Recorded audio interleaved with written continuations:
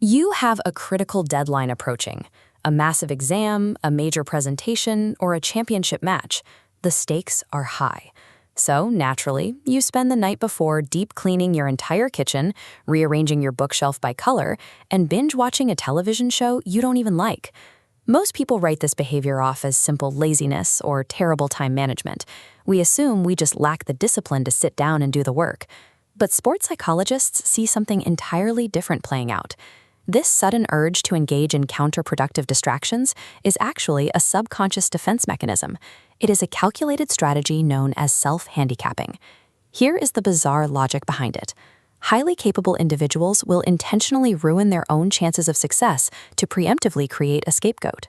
By deliberately putting an obstacle in their own way, they ensure that if they do fail, the failure can be blamed on the handicap, like lack of sleep or a messy room, rather than a lack of actual ability. Self-sabotage is a misdirected drive to protect the ego, a choice to prioritize the preservation of pride over the actual possibility of success. To understand why we do this, we have to look at the engines powering our ambition. Human drive in achievement settings generally runs on one of two distinct psychological frameworks: task orientation and ego orientation. Task orientation is a mindset where success is strictly self-referenced. You judge your competence based on your own effort, your skill acquisition, and your mastery of the work itself. You are competing against who you were yesterday. Because of this inward focus, a task orientation is highly resilient to failure. Setbacks do not threaten your self-worth, they provide data. As tennis legend Billie Jean King put it, "For me, losing a tennis match isn't failure, it's research."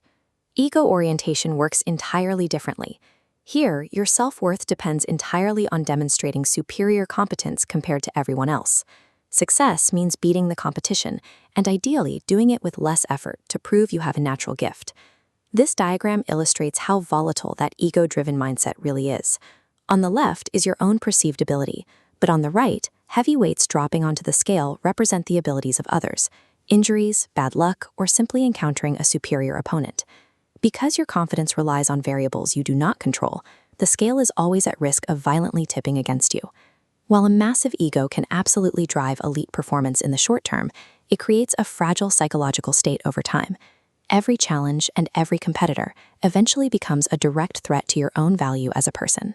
When a highly ego-oriented person hits a slump, doubts their own ability, or faces an opponent they know they probably can't beat, an internal panic button gets pressed. Their motivation instantly shifts. They move from ego approach, where the goal is proving their superiority, to ego avoidance. Now, the only thing that matters is desperately avoiding looking inferior. This flowchart maps out exactly how self-handicapping triggers in that moment. When a threat is detected, the brain seeks an out. The first mechanism is deliberately selecting an impossible task. If you choose a goal that is way beyond your capabilities, you immediately create a built-in excuse for the inevitable loss. The second mechanism is simply withdrawing effort. You coast. You back off right before the finish line.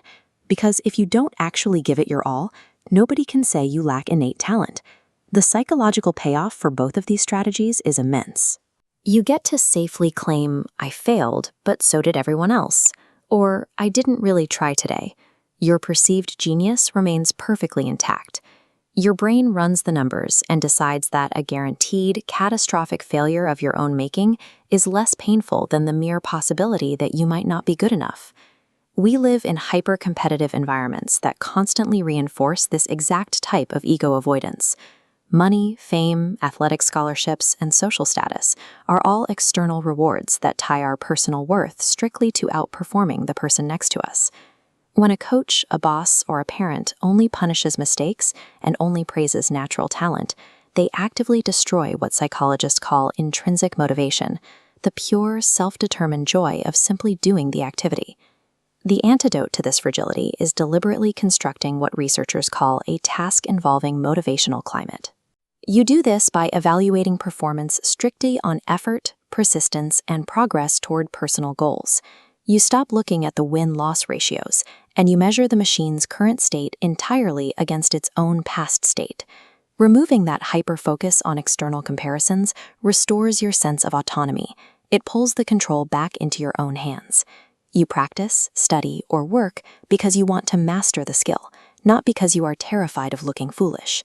In a task involving climate, the subconscious pressure to self-handicap loses much of its utility.